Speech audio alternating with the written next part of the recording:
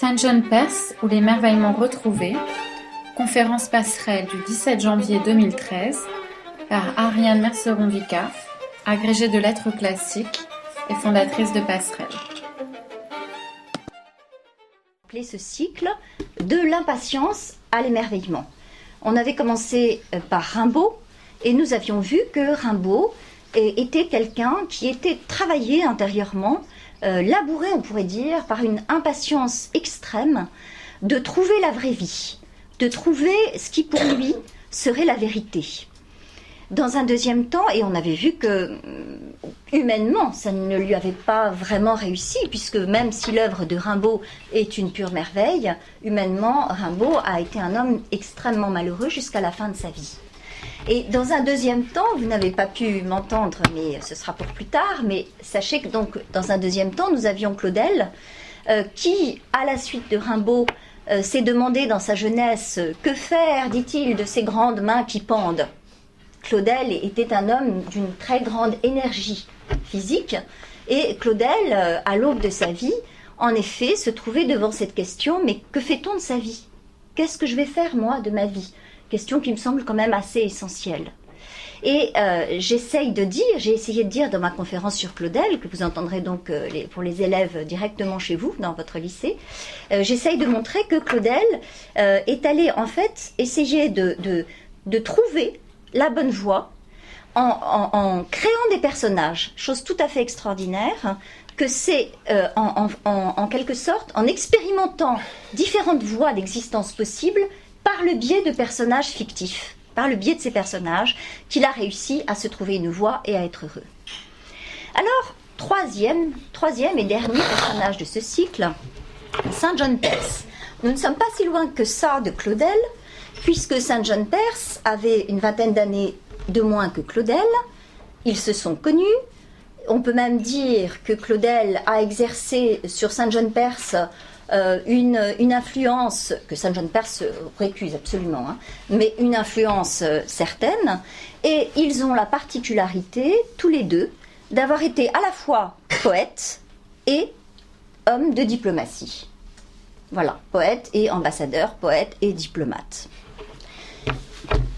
Quelqu'un a écrit une étude qui s'intitule « Comment peut-on être à la fois ambassadeur de France et poète ?» Eh bien justement, pour la personne qui nous intéresse ce soir, on ne peut pas être les deux à la fois. On est l'un, puis l'autre. Mais on ne peut pas être en même temps homme doté de responsabilités diplomatiques importantes et homme de lettres. Alors le premier s'appelle Alexis Léger. Ça, c'est le diplomate, c'est l'ambassadeur. Et vous savez, c'est quelqu'un qui a eu beaucoup d'importance. Ça a été le secrétaire général, enfin le directeur de cabinet d'abord d'Aristide Briand. Vous savez qu'Aristide Briand a été un farouche défenseur de la paix, de la réconciliation avec l'Allemagne. Donc ça se passe dans les années 25-30. Il était directeur du cabinet d'Aristide Briand à ce moment-là. Très admiratif devant Aristide Briand, très proche d'Aristide Briand. Et puis, il s'est retrouvé plus tard secrétaire général aux affaires étrangères. L'activité, si vous voulez, sa mission de diplomate a été différemment appréciée. C'est-à-dire que pour certains, c'était un homme d'une très grande tenue, un homme remarquable. D'autres lui ont reproché d'avoir été un peu mou par rapport à la situation politique de plus en plus dangereuse, comme tous les hommes politiques de son époque. Enfin, voilà. Néanmoins, on dit que le Führer avait très peur de lui et que chaque fois qu'il fallait, dans une négociation, il le repoussait parce qu'il savait que qu'Alexis Léger ne le laisserait pas, gagner de terrain si facilement. Donc vous voyez, un homme politique, un homme plutôt diplomatique, de la diplomatie, très important, pour qui les choses ont mal tourné, puisque il a en fait refusé de rejoindre le général de Gaulle qu'il a appelé auprès de lui, considérant que ça n'était pas sa place, et il a perdu son poste à la fin son poste politique, et il a décidé d'arrêter totalement tout ce qui était responsabilité politique et diplomatique. Donc cet homme qui s'appelait Alexis Leger, ça s'écrit L-E-G-E-R, et pour lui c'était important de dire Leger et pas léger, il n'y a pas d'accent. Et cet homme qui s'appelait Alexis Leger est redevenu, ce qu'il avait d'abord été un petit peu au début de sa vie, Saint John Perse. Immense poète de la pluie et du vent, de la mer et des oiseaux, des enfances à la Robinson. Il a donc voulu, lui, ces deux états. Il a voulu qu'on ne mélange pas les deux. Quand il est entré dans la carrière, comme on dit, donc entre 24 et 40, il était déjà reconnu comme poète, il a dit « c'est fini, je n'écris plus rien ». Et en 40, quand il a dû renoncer à son activité diplomatique et qu'il s'est exilé aux États-Unis, force et contraint, eh bien, il a repris son nom de poète, il est redevenu poète. Alors, d'autre part, il a toujours aimé les pseudonymes. Il a décidé, par exemple, de se faire appeler, alors qu'il s'appelait Alexis Leger, Marie-Renée Alexis de Saint-Leger-Leger. Voilà. Donc, vous voyez, ça n'a pas duré très longtemps, mais ça fait partie des signatures qu'il a données dans son existence. Il s'est essayé à plusieurs écritures, plusieurs pseudonymes. Alors, pourquoi Saint John Perse ? Eh bien, écoutez, on a cherché, recherché, etc. Et finalement, on s'est rendu compte qu'il avait dit que, au fond, c'était pas la peine de chercher midi à 14h, que les sonorités lui avaient plu. Et il dit lui-même, le nom choisi ne le fut point en raison d'affinité, réminiscence ou référence d'aucune sorte. Il fut librement accueilli, tel qu'il s'imposait à l'esprit du poète, pour des racines inconnues de lui-même. Donc vous voyez, simplement, il a trouvé que c'était beau. Il a cherché quelque chose comme tous les adolescents font, quelque chose qui faisait bien, qui faisait beau à l'oreille, et voilà. Et alors on a cherché, mais ça a fait couler de l'encre, vous ne pouvez même pas imaginer le nombre de thèses qui ont été faites sur ce nom. Alors quant à Perse, c'est un poète ancien, mais il dit que c'est pur hasard.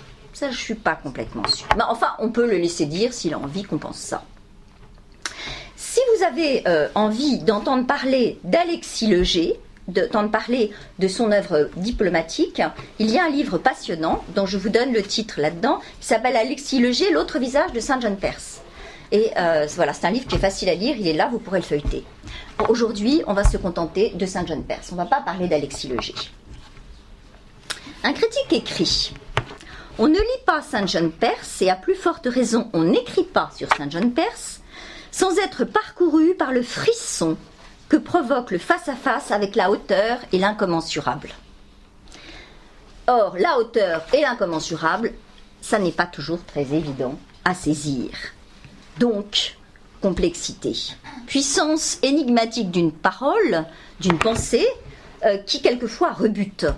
Il ne voulait pas accepter l'idée qu'il était difficile à lire. Il disait, mais c'est là où baigne l'être humain, ce que j'écris, et je ne suis pas difficile à lire, il suffit d'être attentif. Bon, mais je crois que ça n'est pas si clair. Alors, il y a deux tentations auxquelles il ne faut pas céder. La première tentation est de se dire je veux tout comprendre. Vous savez, on est en poésie, et avant de tout comprendre, il faut entendre une parole qui est une musique. Si certains mots ne vous parlent pas, si certaines phrases vous sont incompréhensibles, ça n'est pas forcément grave, mais mettez-vous ça bien dans la tête, c'est très important. En poésie, on n'est pas là pour tout élucider. On est là pour une impression au sens fort du terme. Ça, c'est la première chose. Mais la deuxième chose aussi, c'est que quand on ne comprend pas, par exemple, une peinture ou une musique, eh bien, on est heureux d'avoir quelques clés, et je vais quand même essayer de vous donner quelques clés. Parce que je reste persuadée que quelques clés intellectuelles peuvent servir après à une sensation. C'est-à-dire que vous pouvez éprouver une émotion après coup, après avoir compris. Les gens, bêtement, ça m'exaspère quand ils disent « moi, je dois ressentir tout de suite ». Ils ne se rendent pas compte que quelquefois, il suffit que l'intellect ait fait quelques avancées, que l'intelligence est un petit peu poussée, plus loin c'est son pouvoir, et l'émotion surgit. Vous voyez, je ne sais pas si ça vous est déjà arrivé, mais si vous lisez un très beau roman, je pense au très grand roman de Faulkner, qui est un très grand romancier, c'est très difficile, il faut faire un effort.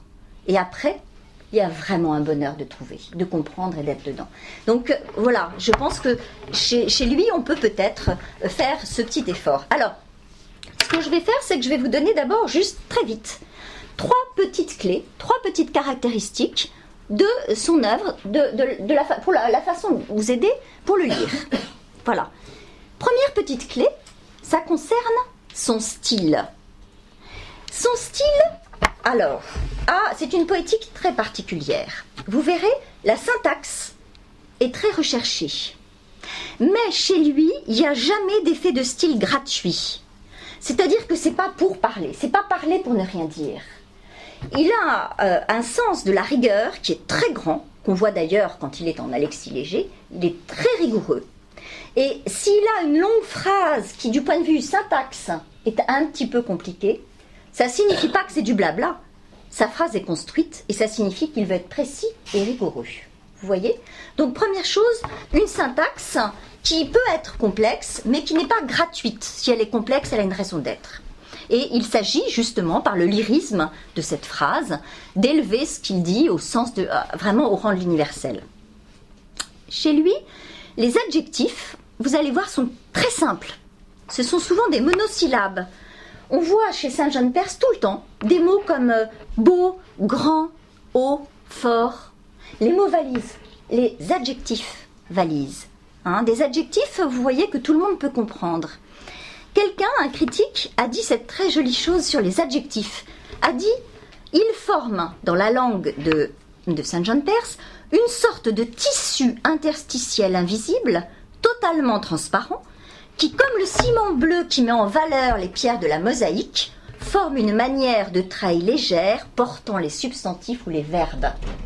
Donc, des adjectifs faciles, repérables, compréhensibles, qui forment cette espèce de treille pour mettre en avant, comme des joyaux, des termes qui, eux, vont être des termes plus compliqués. Donc les substantifs, c'est-à-dire les noms communs, ce qu'on appelait les noms communs autrefois, eh bien, sont, eux, d'une extrême précision. Il travaille avec le dictionnaire. Alors, il y a des mots qu'on ne connaît pas. Pourquoi ? Pas du tout parce qu'il a voulu nous embêter avec son vocabulaire, mais d'abord parce que lui-même était un passionné de botanique, d'ornithologie, il connaissait énormément de choses. Donc, merci beaucoup Daria. Donc, il a utilisé le vocabulaire qu'il connaissait. Et en plus parce qu'il trouve qu'il faut être précis. Il a horreur de l'imprécision et il trouve que parler, nommer, c'est faire vivre. Et donc, on se doit de faire vivre. Et puis, dernière chose, il aime bien certaines sonorités, tout simplement. Il écrit d'ailleurs l'art d'écrire et l'art de nommer. Il adore les mots.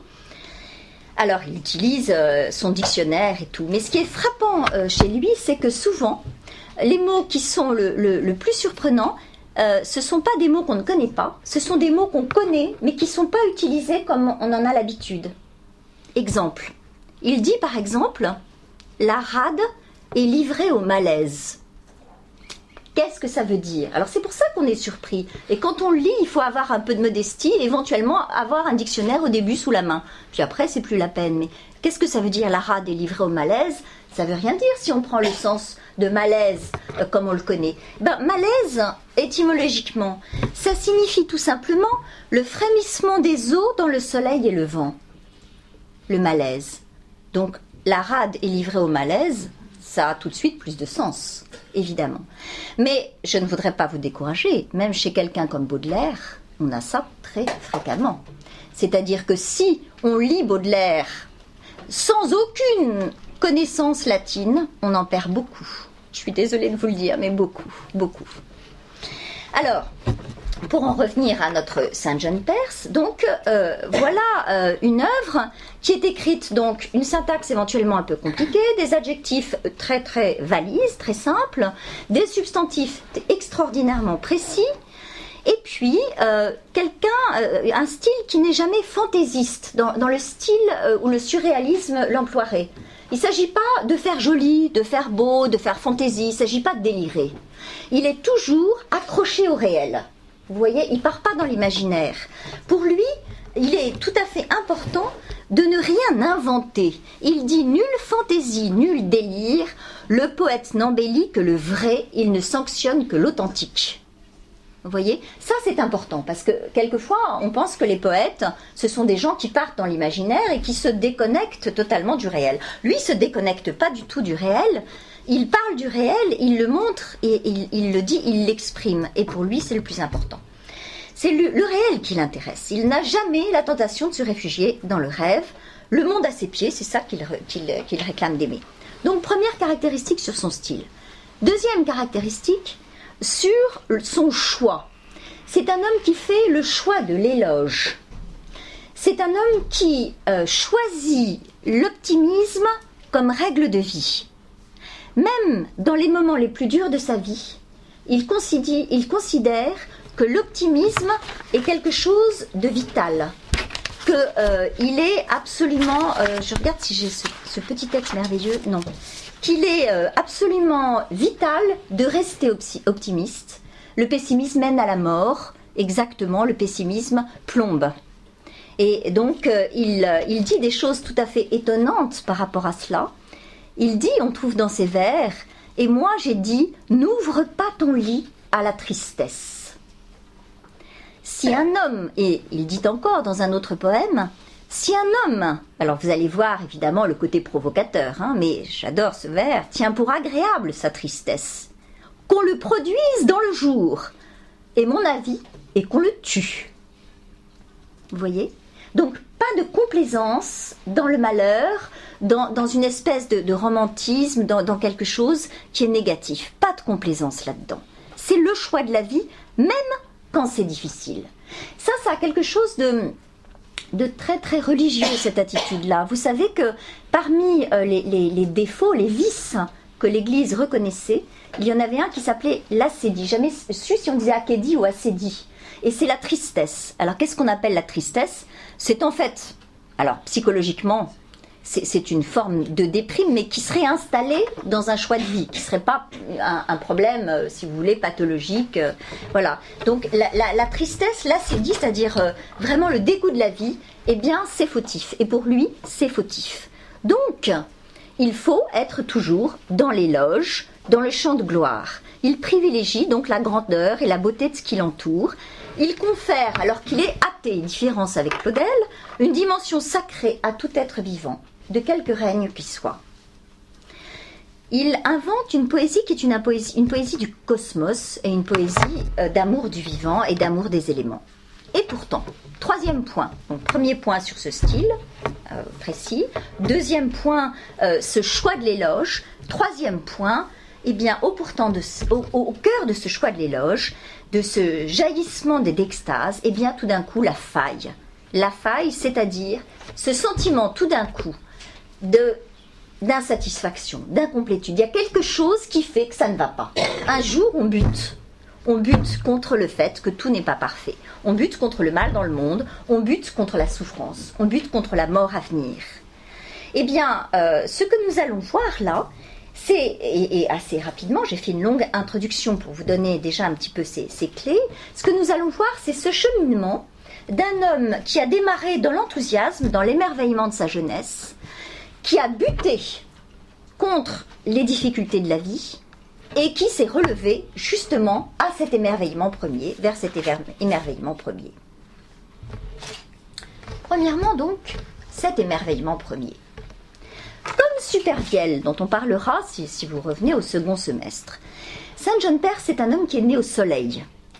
Et il est né en Guadeloupe, il a raconté des mensonges, il a dit qu'il était né dans une petite île appelée Saint-Léger-les-Feuilles, c'est pas vrai, il est né tout bêtement à Pointe-à-Pitre. Et ça, c'est une amie guadeloupéenne qui me l'a dit. Elle m'a expliqué qu'effectivement, là-bas, on savait très bien qu'il n'était pas né dans la petite île jolie dont il parle, mais à Pointe-à-Pitre. Et il passe ses premières années, donc, entre cette petite île, malgré tout, et les plantations que la famille de sa mère possède. Ce n'est pas des plantations très riches, mais plantations de canne à sucre et de café de sa mère. Alors, son enfance, c'est une enfance favorisée, privilégiée.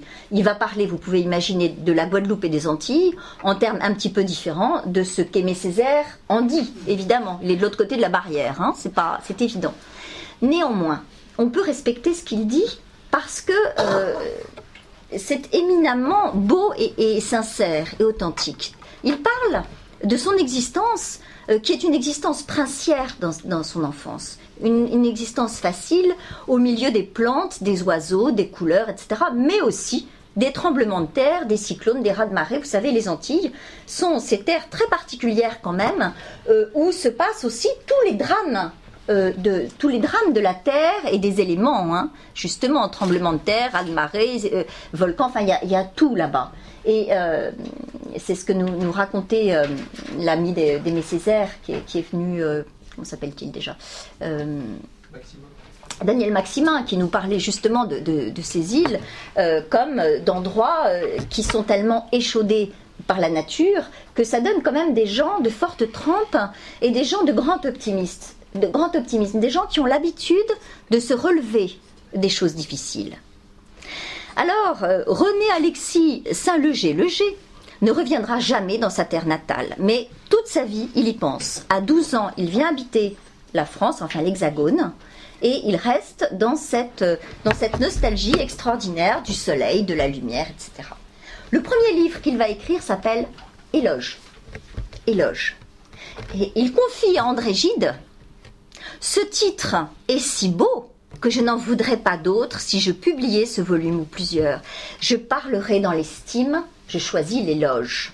Ça, c'est très important. Je parlerai dans l'estime. J'aime l'éloge, il dit encore, j'aime bien l'éloge pour l'éloge. Et écoutez bien, cela, parce que je trouve que c'est une règle de vie, c'est une tenue morale, ça. Cela commande au départ un certain ton, appelle une certaine hauteur, oblige à se situer un peu au-delà de soi-même. L'éloge. Cela oblige à se situer un peu au-delà de soi-même. D'où cette posture du poète, ce choix du poète, appelant toute chose, je récitais qu'elle était grande, appelant toute bête, qu'elle était belle et bonne.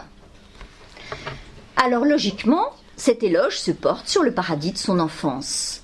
Les êtres, les éléments, le rythme quotidien émergent peu à peu devant nous. Quelquefois c'est suggéré, quelquefois c'est beaucoup plus raconté. Voyez par exemple ce texte dans lequel on voit les vieux qui commencent la journée. Vous savez, jeunes ici présents, que quand on disait les vieux, ça n'était pas péjoratif comme on le pense aujourd'hui, hein. Les vieux, comme on disait le curé, ça n'était pas péjoratif. Ces termes-là, qui ont pris une connotation péjorative aujourd'hui, ne l'étaient pas du tout. Alors, il raconte comment se passe le début d'une journée. Ceux qui sont vieux dans le pays, le plus tôt sont levés à pousser le volet et regarder le ciel.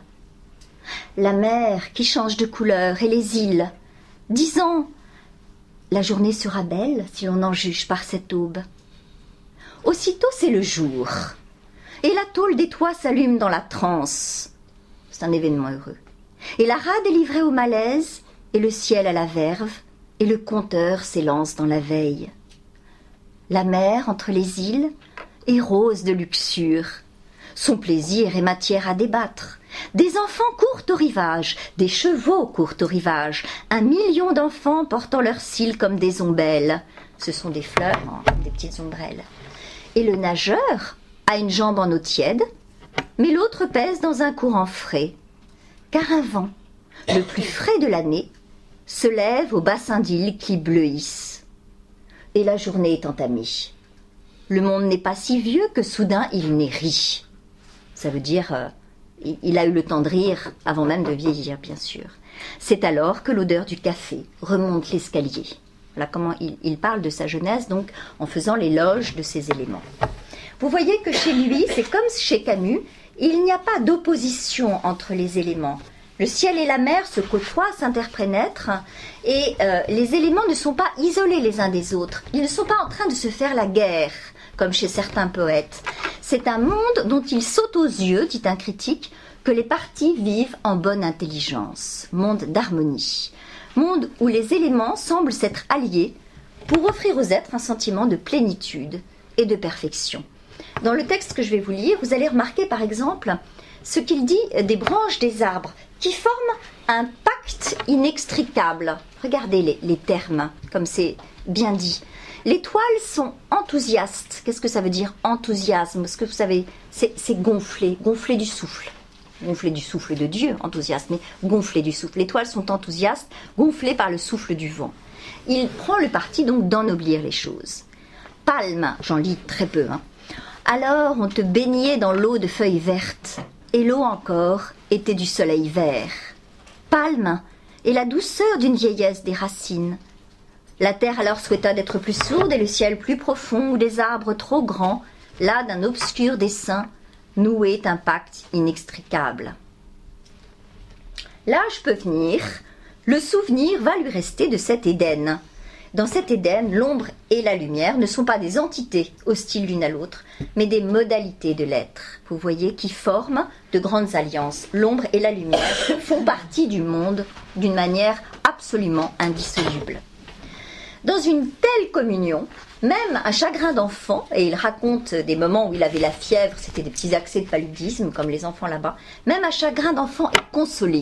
Et voyez de quelle manière il exprime le monde de l'enfance, qui est un monde où le chagrin est consolé. C'est la différence avec le monde adulte, dans le monde adulte, on est moins facilement consolé que dans le monde enfant. Voici ce qu'il dit. « Et tout n'était que règne et confins de lueur, et les troupeaux montaient, les vaches sentaient le sirop de batterie. Je me souviens des pleurs d'un jour trop beau, dans trop d'effroi. Je pleure ce jour-là, je pleure au creux de vieilles douces mains. Oh, c'est un pur sanglot qui ne veut être secouru. Oh, ce n'est que cela, et qui déjà berce mon front comme une grosse étoile du matin. » Monde de douceur, donc. Et pourtant, curieusement, pas seulement monde de douceur. Est-ce que vous vous souvenez de ce que fait Baudelaire avec le réel ? Baudelaire, je l'ai expliqué ici, mais vous n'étiez pas là, Baudelaire, il s'empare du réel, et il prend dans le réel tout le réel. C'est-à-dire qu'il ne va pas chercher ce qui est beau, ce qui est joli, ce qui est heureux, ce qui est vivant. Il prend aussi ce qui est moche, ce qui fait le bas-fond de l'homme qui n'est pas très chouette, ce qui fait la noirceur du monde. Et il le transpose, et il le transmue, et il en fait de l'art. Et il considère que c'est la matière première qui doit servir pour faire de l'art, pour faire de la poésie. Eh bien, lui fait la même chose. Et dans ce texte, il y a certains moments qui nous étonnent un peu, parce que c'est un monde dont il parle qui n'est pas toujours un monde de douceur ou de sucrerie. C'est un monde un peu dur. Écoutez cette curieuse description, toute courte. La tête de poisson ricane entre les pis du chat crevé qui gonfle, vert ou mauve. Le poil, couleur d'écaille, est misérable, colle comme la mèche que suce une très vieille petite fille osseuse aux mains blanches de lèpre. La chienne rose traîne à la barbe du pauvre toute une viande de mamelles, et la marchande de bonbons se bat contre les guêpes dont le vol est pareil aux morsures du jour sur le dos de la mer. Un enfant voit cela, si beau qu'il ne peut plus fermer ses doigts. C'est-à-dire qu'il y a quelque chose, c'est un spectacle de misère dont il parle ici, vous voyez bien, avec des éléments qui sont des éléments de grande pauvreté, mais il en parle comme d'un tableau surréaliste qui est tout à fait transposé par le regard de l'enfant. Malgré ces éléments-là, la louange reste toujours prédominante. Et quand il vieillit, quand il commence justement à être adulte, eh bien, il va se retrouver dans un monde de nostalgie au début. Vous voyez, quand la difficulté de la vie lui arrive, il repense à sa jeunesse et il s'aperçoit que s'il parlait de sa jeunesse en termes éloquents comme cela, eh bien, c'est pas seulement la jeunesse qu'il a perdue, c'est le monde de l'enfance et c'est un lieu en même temps. C'est à la fois un lieu et un temps. Oh, j'ai lieu de louer. Oh, j'ai lieu de louer. Il y avait à quai de hauts navires à musique. Il y avait des promontoires de Campèche, c'est un bois exotique. Des fruits de bois qui éclataient. Mais qu'a-t-on fait des hauts navires à musique qu'il y avait à quai ? Mais qu'a-t-on fait des hauts navires à musique qu'il y avait à quai ? C'est-à-dire, quelque chose s'est fracturé dans l'univers qui fait que l'univers n'est plus le même. Donc, quelque chose qui va se voiler petit à petit d'amertume avec les difficultés de la vie. Sinon l'enfance, dit-il tout d'un coup, qu'y avait-il alors qu'il n'y a plus ? Plaine, pente, il y avait plus d'ordre, et tout n'était que règne et confins de lueur. Et l'ombre et la lumière alors étaient plus près d'être une même chose. Aux lisières, le fruit pouvait choir, sans que la joie pourrit au rebord de nos lèvres. Sinon l'enfance, qu'y avait-il alors qu'il n'y a plus ? Vous voyez, ça signe effectivement l'entrée donc dans l'âge adulte avec cette nostalgie qui commence à pointer. Lorsque Saint John Perse écrit son premier texte, Image à Crusoé, il a juste 17 ans. Il habite Bordeaux. Et il pense à Crusoé. Alors il ne pense pas à Crusoé sur son île. Si vous connaissez un petit peu l'histoire, il pense à lui revenu à Londres, dans la ville de Londres, ayant perdu son île, ayant perdu son bonheur. Et il écrit, parce que lui aussi va se trouver en exil, ce sentiment d'exil, il se sent dépouillé, exactement comme Robinson Crusoé. Mais comme tout homme qui est un peu dépossédé d'un moment de bonheur, qui est un peu dépossédé de quelque chose, eh bien, qui vit ce sentiment d'exil. Vieil homme aux mains nues, remis entre les hommes, c'est-à-dire qui est revenu à Londres après. Crusoé, tu pleurais, j'imagine, quand des tours de l'abbaye, comme un flux, s'épanchait le sanglot des cloches sur la ville. Ô dépouillé, tu pleurais de songer aux brisants sous la lune, aux sifflements de rives plus lointaines, aux musiques étranges qui naissent et s'assourdissent sous l'aile close de la nuit, pareil aux cercles enchaînés que sont les ondes d'une conque. Sentiment donc d'incomplétude au cœur, d'insatiété. Le voilà qui va partir en quête. Le deuxième temps, si vous voulez, après cette louange, la nostalgie de ce qu'il a perdu, le sentiment d'une perte, font que cet homme va partir en quête et que sa poésie va prendre l'allure d'une épopée. Il va s'agir de trouver, de rencontrer quelque chose. À partir de là, il va se mettre à faire quelque chose d'étonnant. Il va vouloir en fait revenir à la pureté des choses, à la pureté perdue des choses. Et pour ça, il va faire œuvre qui pourrait être œuvre de scientifique. Il va inventorier, énumérer, dans un ordre un peu bizarre, toutes les conquêtes de l'homme dans sa poésie. Il va recenser, si vous voulez, tout ce que l'homme a constitué, a mis dans son sillage, tout son sceau à travers les siècles. Et le texte dans lequel il écrit tout ça s'appelle Anabase. Anabase, c'est donc une épopée. Épopée qu'il écrit en Chine, alors qu'il est diplomate, il est ambassadeur, et donc avant son rôle principal, qui sera à Paris, de diplomate, il écrit donc cette Anabase. Anabase, ça veut dire, vous savez, expédition vers l'intérieur. Et son poème va raconter une histoire. Alors, comment faut-il le lire ? Anabase, c'est d'abord un homme d'action qui va fonder un empire. C'est l'histoire d'un homme d'action. C'est l'histoire d'un si vous voulez, d'un conquérant qui va fonder un empire. C'est deuxièmement l'histoire du poète qui chante la montée de l'humanité vers une civilisation plus haute. Et puis aussi, c'est l'histoire de l'homme éternel qui essaye toujours d'aller plus loin et qui ressent au cœur le besoin de quelque chose qu'il satisfasse enfin totalement.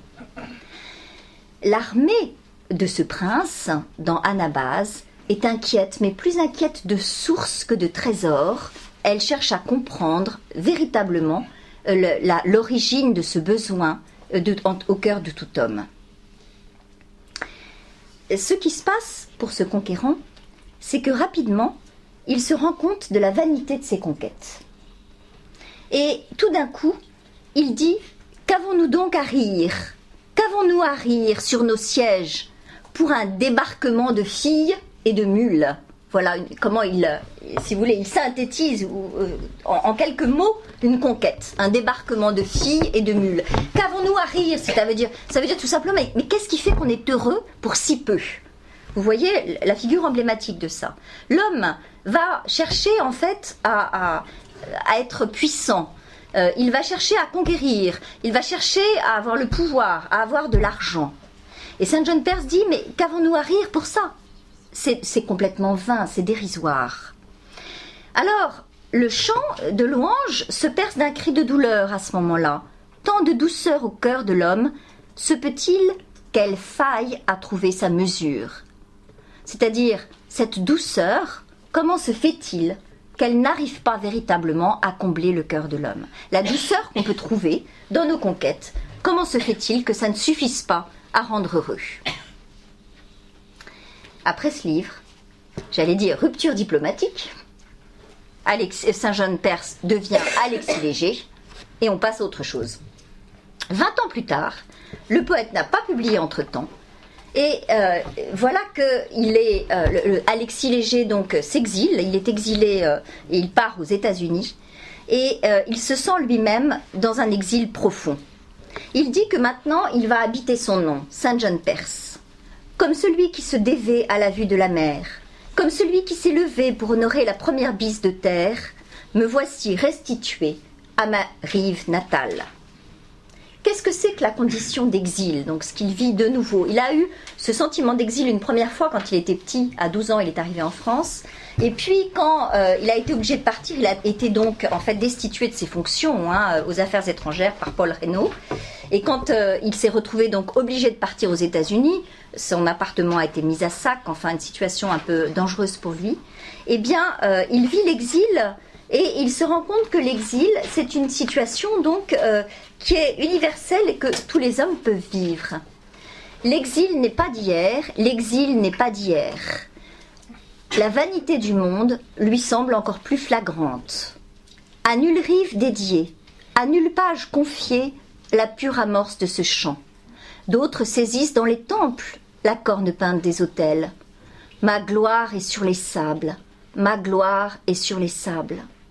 Et ce n'est point errer que de convoiter l'air la plus nue pour rassembler au syrte de l'exil un grand poème né de rien, un grand poème fait de rien.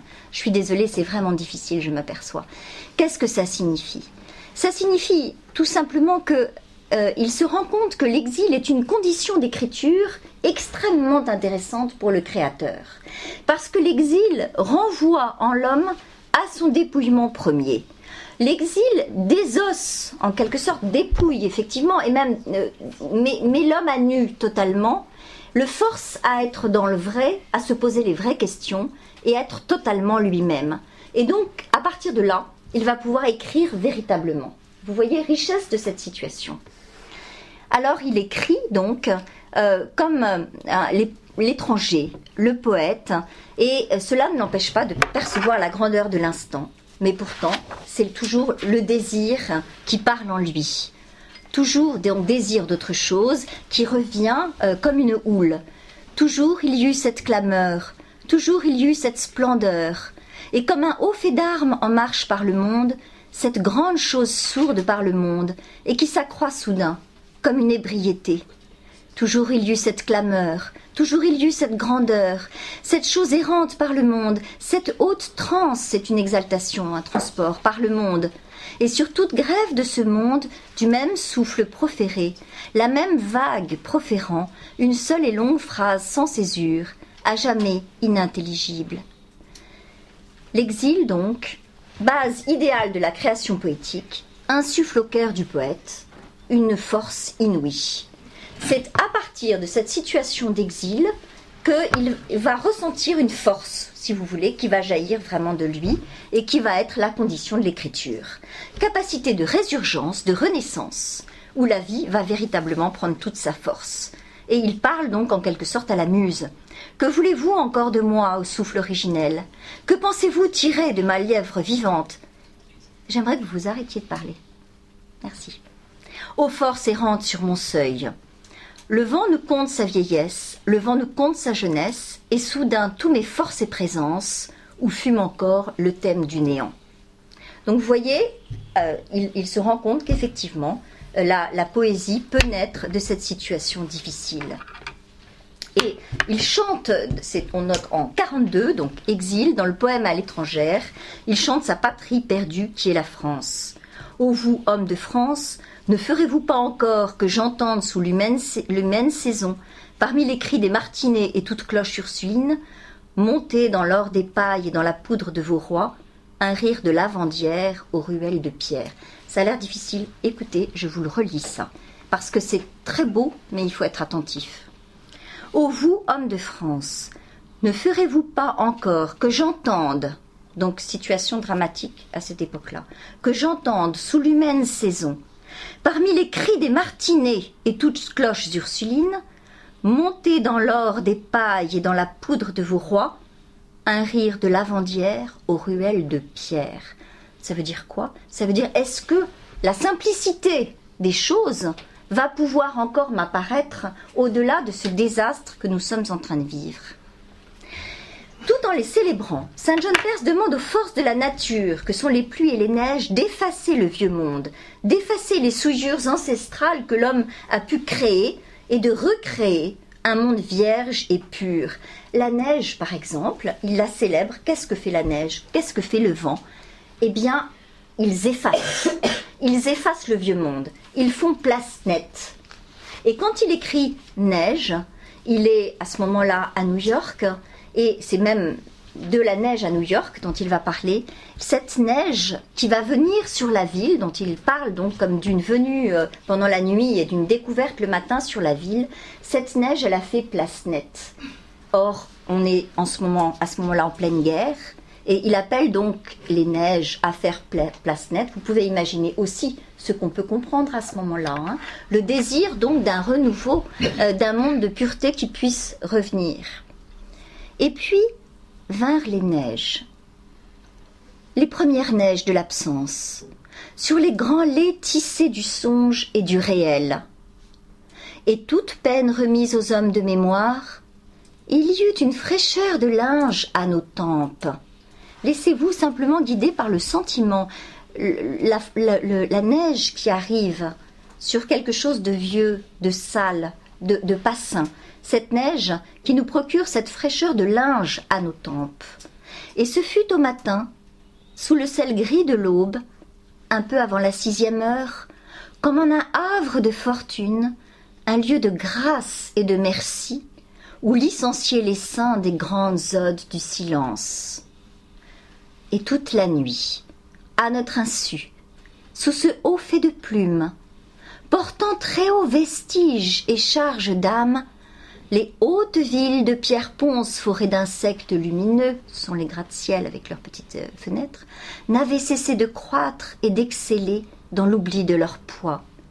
Et cela seul en sûre quelque chose dont la mémoire est incertaine et le récit est aberrant. La part que prit l'esprit à ces choses ainsi, nous l'ignorons. Nul n'a surpris, nul n'a connu, au plus haut front de pierre, le premier affleurement de cette heure soyeuse, le premier attouchement de cette chose fragile et très futile, comme un frottement de cils.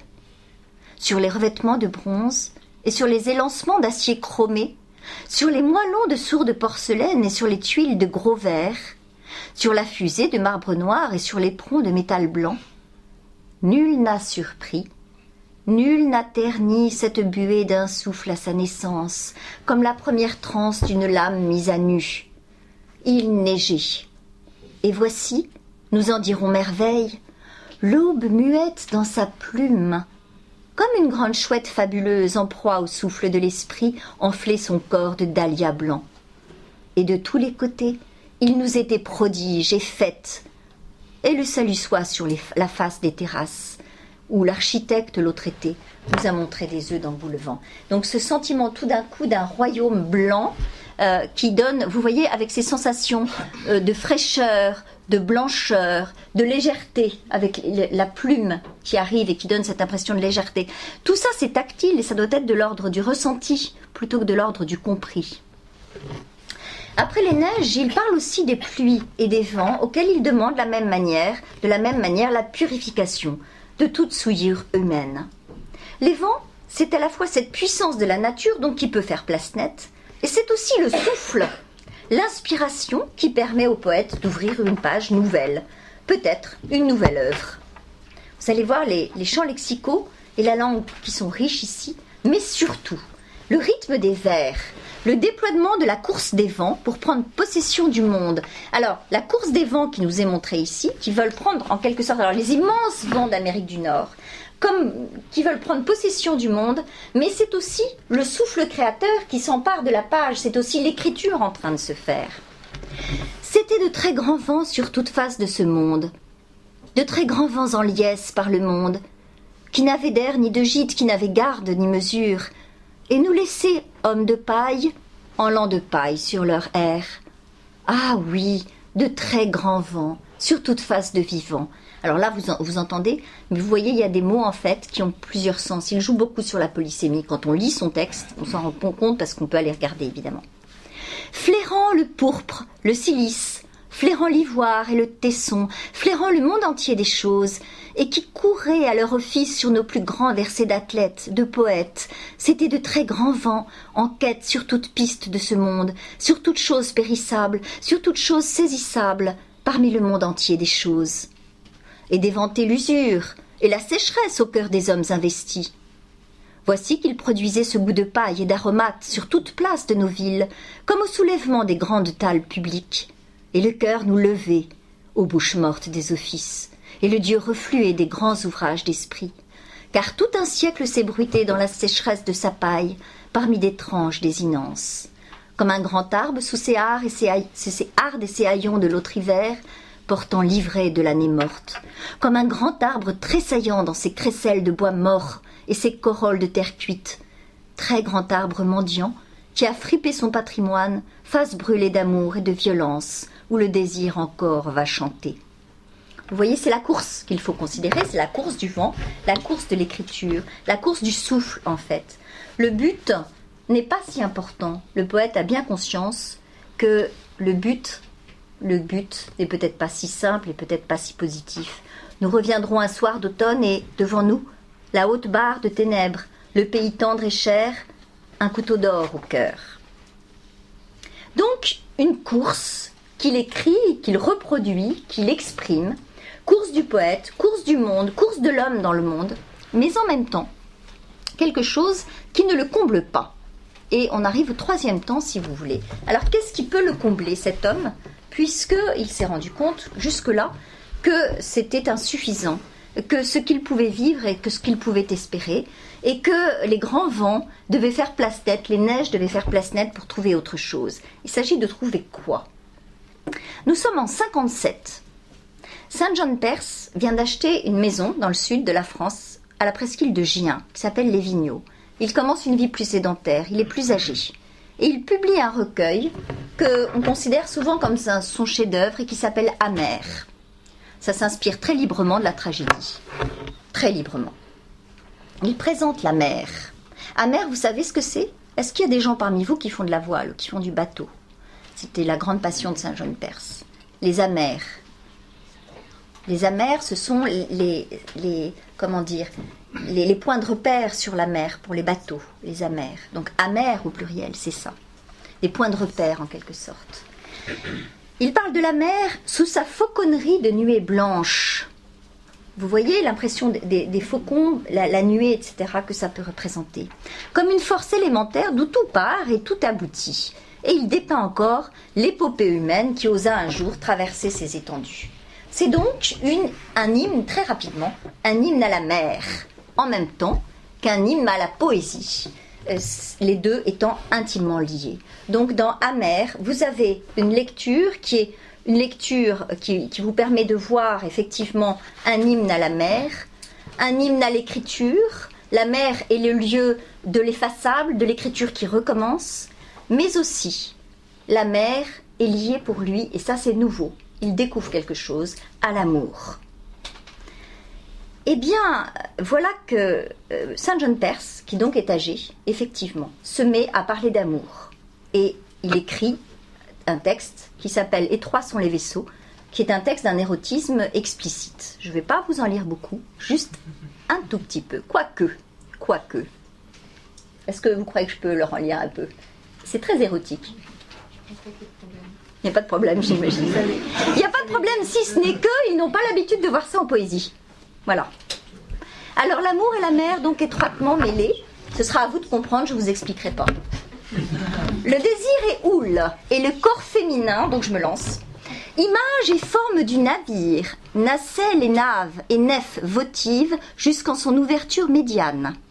Instruit en forme de carène, et sur ses courbes façonnées, ployant le double arceau d'ivoire au vœu des courbes nées de la mer. Il fait parler la femme aimée, comme dans le Cantique des Cantiques. La femme aimée parle. Tu es là, mon amour, et je n'ai lieu qu'en toi. J'élèverai vers toi la source de mon être, et t'ouvrirai ma nuit de femme plus claire que ta nuit d'homme. La nuit t'ouvre une femme, son corps, ses havres, son rivage, et sa nuit antérieure où gît toute mémoire. Ta langue est dans ma bouche, comme sauvagerie de mer. L'heure de l'ivresse amoureuse approche. Ivre, très ivre, cœur royal, des bergers tant de houle, et la chair plus sensible qu'aux tuniques de l'œil. Tu suis la mer inéluctable et forte dans son œuvre, et tu ressens l'étreinte incoercible, et tu t'ouvres, libre, non libre, à la dilatation des eaux. Hommage, hommage à la complicité des eaux. La jouissance érotique est aussi extase mystique, dans une unité et une plénitude enfin atteinte. Submersion, soumission. Que le plaisir sacré inonde sa demeure. L'amour en mer brûle ses vaisseaux. Hommage, hommage à la diversité divine. Une même vague par le monde, une même vague notre course. Et lorsque le désir est apaisé, le bonheur d'être est sans doute encore plus grand. L'amante parle et exprime l'apaisement. À ton côté rangée, c'est elle qui parle, comme la rame à fond de barque. À ton côté roulée, comme la voile avec la vergue, au bas du mât lié. 1 million de bulles plus qu'heureuses, dans le sillage et sous la quille. Et la mer elle-même, notre songe, comme une seule et vaste ombelle. Et voici encore un petit passage. Et la menthe bat des cils dans tout ce lieu très calme. La mer égale m'environne et m'ouvre la cime de ses palmes. Sourire d'être dans ton souffle, comme sous l'abri de toile du navire. La brise est dans le temps de lait. C'est le petit abri, c'est la petite maison qui est sur les bateaux, le temps de lait. Petite tente. Que je te sois douceur, liée et grâce tendre sur les eaux. Silence, éveil dans ta veille et battement dans l'ombre de tes cils. Pour toi, mon front de femme est le parfum d'épouse à la naissance du front. Pour moi, ce battement très long du sang dans la méduse du cœur d'homme. Et mon sein gauche est dans ta main, le sceau d'empire est dérobé. Ferme ta paume, bonheur d'être. La main qui règne sur ma hanche régit au loin la face d'un empire, et la bonté d'aimer s'étend à toutes ces provinces. La paix des eaux soit avec nous, et l'ouverture au loin entre neiges et sable d'un grand royaume littoral qui baigne aux vagues ses bêtes blanches.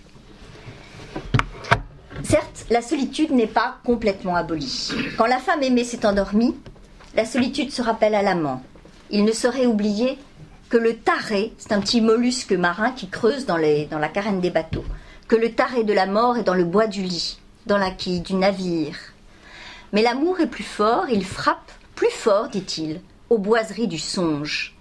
Il apporte enfin à celui qui cherchait vraiment où se diriger, qui cherchait à être comblé, l'apaisement. C'est-à-dire que le conquérant, en fait, se rend compte qu'il n'est, dit-il, d'action plus grande ni plus haute qu'au vaisseau de l'amour. Et il parle pour rassurer donc la femme qu'il aime, comme pour se rassurer lui-même. Repose au cœur troublé, il n'est menace ni péril. Sur ta faiblesse j'ai fondé, et sur ta grâce composé. La souveraineté d'aimer s'exerce enfin contre le doute et l'argutie. Ce que le prince, l'étranger, le poète a toujours recherché, traqué, voulu, désiré, serait-il enfin trouvé ? Car ce chasseur n'aspire plus à d'autres proies que à celle qu'il vient de trouver. Amants, nous ne sommes point gens de labour, ni valets de moisson. Pour nous, la haute et libre vague que nul n'attelle ni n'oblige, et pour nous, sur l'eau neuve, toute la nouveauté de vivre et toute la grande fraîcheur d'être. 1 an après la publication d'Amer, Saint John Perse se marie. Il a 71 ans. Il épouse Dorothée Russell, une américaine qui a 20 ans ou 30 ans de moins que lui, quelque chose comme ça. Ils sont installés dans le sud de la France en septembre 1959 et il écrit son bonheur à sa grande amie Mina Curtis. Mes vieilles hantises de tristesse et de précarité dansent maintenant la pyrrhique. C'est une danse guerrière, c'est une danse en fait qui simule un combat, la pyrrhique. Et c'est ce qu'on faisait notamment à Sparte et en Crète. Donc mes vieilles hantises de tristesse et de précarité dansent maintenant la pyrrhique loin de moi, dans les steppes de l'oubli et les sables du passé. Les grandes ombres de l'exil n'avanceront plus sur mes terrasses, ouvertes au futur. Et c'est alors qu'il écrit le plus somptueux des éloges qu'on ait jamais écrit sur la vieillesse. Il a 73 ans, il a encore 15 ans à vivre. Il écrit un texte qui s'appelle Chronique. Son titre, Chronique, C'est à la fois un poème à la terre, à l'homme et au temps, confondu pour les trois dans la même notion intemporelle d'éternité. Éternité. Voici un mot qui convient bien à ce texte, vous allez voir, où toute angoisse de la mort est abolie et où la fièvre du chercheur d'or s'est muée en sérénité majestueuse. L'heure est toujours à la célébration solennelle, mais ça n'est plus la quête qu'il avait autrefois, c'est celle d'une autre quête, quelque chose de plus haut, de plus exigeant. Il est écrit sur son livre Chronique, la lumière dont Chronique rayonne manifeste la réconciliation profonde avec les forces vives et premières de son âme.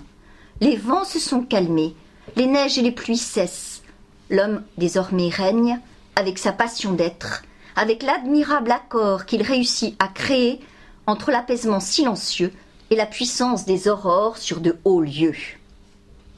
Voici quelques petits passages de Chronique, extrêmement lyriques, mais si vous y prêtez attention, vous ne verrez pas seulement effectivement une musique, mais le déni de tout ce que l'on pense sur la vieillesse, c'est-à-dire l'étonnement de ce qu'il découvre. Grand âge nous voici, fraîcheur du soir sur les hauteurs, souffle du large sur tous les seuils, et nos fronts mis à nu pour de plus vastes cirques. Grand âge, vous mentiez, route de braise et non de cendre, la face ardente et l'âme haute, à quelle outrance encore courons-nous là? Le temps que l'an mesure n'est point mesure de nos jours. Nous n'avons point commerce avec le moindre ni le pire. Pour nous, la turbulence divine a son dernier remous. Grand âge, nous voici sur nos routes sans bornes. Claquement du fouet sur tous les cols, et très haut cri sur la hauteur, et ce grand vent d'ailleurs à notre rencontre qui courbe l'homme sur la pierre, comme l'arère sur la glèbe. Grand âge, nous voici. Rendez-vous pris et de longtemps avec cette heure de grand sens. Grand âge, vois nos prises. Vaines sont-elles, et nos mains libres. La course est faite, et non point faite. La chose est dite, et non point dite. Et nous rentrons chargés de nuit, sachant de naissance et de mort plus que n'enseigne le songe d'homme. Après l'orgueil, voici l'honneur, et cette clarté de l'âme florissante dans l'épée grande et bleue.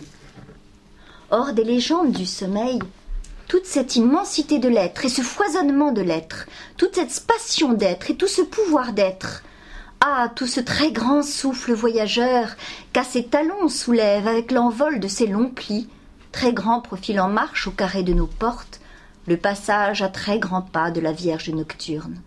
Grand âge nous voici, et nos pas d'hommes vers l'issue, c'est assez d'engranger, il est temps d'éventer et d'honorer notre ère, à d'autres d'édifier parmi les schistes et les laves, à d'autres d'élever les marbres à la ville. Le poète donc se présente au rendez-vous, pris de longueur, pris longtemps avec cette heure de grand sens, comme il dit, et chasseur devenu butin et même offrande, il s'offre lui-même. Serait-il une victime consentante, une Iphigénie résignée? Vous voyez bien que non, dans ce que je vous ai lu, il évoque des sensations agréables, la fraîcheur, le souffle, des lieux de dégagement où ne règne plus la moindre contrainte, des lieux où la respiration n'est plus opprimée. Et le poète, là encore dans ce que je vous ai lu, s'étonne de ne pas rencontrer ce qu'il croyait. Il accuse la vieillesse de mensonge, quoique la surprise réservée lui soit bonne. À présent, ce n'est plus l'heure, dit-il, des cendres, c'est-à-dire avec un goût de mort qu'il pensait qu'il devrait trouver, mais au contraire des braises, et les passions sont toujours aussi fortes. La situation de l'homme est telle, dit-il, qu'au bout de sa course, il n'est pas plus riche, pas plus avancé qu'au départ. La course est faite et n'est point faite. La chose est dite et n'est point dite. C'est que l'heure n'est plus aux mêmes ambitions. L'orgueil donc a déserté pour faire place à autre chose, l'honneur. Les proies d'autrefois ont révélé leur vanité. C'est assez d'engranger, il est temps d'éventer et d'honorer notre ère. La mission donc toute humaine d'édification est terminée. Il est temps de vivre autre chose, il est temps surtout de vivre pleinement. Les grandes énergies oniriques, affectives et spirituelles lui sont devenues des forces fraternelles qui porte l'homme vers une éternité, à jamais fixée dans une œuvre où s'exprime non pas un seul homme, mais tous. Car pour nous, chante déjà plus hautaine aventure. Donc je vous lis encore quelques vers de ce poème chronique. Pour nous chante déjà plus hautaine aventure, route frayée de mains nouvelles et feu porté de cime en cime. Et nos pensées déjà se lèvent dans la nuit, comme les hommes de grand-tante, avant le jour, qui marchent au ciel rouge, portant leur sel sur l'épaule gauche. Écoute aux nuits, dans les préaux déserts et sous les arches solitaires, parmi les ruines simples et l'émiettement des vieilles termitières, le grand pas souverain de l'âme centenière. Grand âge, nous voici, prenez mesure du cœur d'homme. Petit épilogue. Saint John Perse a maintenant 81 ans. Il vit au Vigneault avec sa femme. Depuis 2 ans déjà, il a un cancer des os. Et il souffre énormément. Et les traitements qu'il subit le font encore plus souffrir. Il publie pourtant encore et toujours un dernier chant. Il n'est plus question d'océan ni d'empire. Cette fois-ci, ce qu'il regarde, c'est le monde proche, le monde familier, le monde à ses pieds. Mais sa pensée englobe tout l'univers, c'est-à-dire que dans son jardin se trouve l'univers entier. Ce dernier chant, c'est un chant d'amour pour Dorothy. Comme il l'a fait souvent, il s'efface devant elle et c'est elle qui parle. Regardez, et ça va être les derniers mots pour terminer cette séance, l'incroyable goût de vivre qui se dégage de ces vers, qui sont donc écrits à la fin de la vie, et qui appartiennent au poème chanté par celle qui fut là. Poème d'amour. Amour, ô mon amour, immense fut la nuit, immense notre veille où fut temps d'être consumé. Femme vous suis-je et de grands sens dans les ténèbres du cœur d'homme. La nuit d'été s'éclaire à nos persiennes closes. Le raisin noir bleuit dans les campagnes. Le caprier des bords de route montre le rose de sa chair, et la senteur du jour s'éveille dans vos arbres à résine. Femme vous suis-je, mon amour, dans les silences du cœur d'homme. La terre à son éveil n'est que tressaillement d'insectes sous les feuilles, aiguilles et dards sous toute feuille. Et moi j'écoute, ô mon amour, toutes choses courir à leur fin. La petite chouette de Pallas se fait entendre dans le cyprès. Cérès aux tendres mains nous ouvre les fruits du grenadier et les noix du quercy. Le rat l'héraut bâtit son nez dans les fascines d'un grand arbre, et les criquets pèlerins rongent le sol jusqu'à la tombe d'Abraham. Femme vous suis-je et de grands songes dans tout l'espace du cœur d'homme. Demeure ouverte à l'éternel, tente dressée sur votre seuil, et bon accueil fait à la ronde à toute promesse de merveille. Les attelages du ciel descendent les collines, les chasseurs de bouquetins ont brisé nos clôtures, et sur le sable de l'allée, j'entends crier les essieux d'or du Dieu qui passe notre grille. Ô mon amour de très grands songes, que d'offices célébrés sur le pas de nos portes, que de pieds nus courant sur nos carrelages et sur nos tuiles. Femme vous suis-je, mon amour, en toute fête de mémoire. Écoute, écoute, mon amour, le bruit que fait un grand amour au reflux de la vie. Toutes choses courent à la vie, comme courrier d'empire. Ô mon amour du plus grand songe, mon cœur ouvert à l'éternel, votre âme s'ouvrant à l'empire, que toute chose hors du songe, que toute chose par le monde, nous soit en grâce sur la route. Voilà. Merci.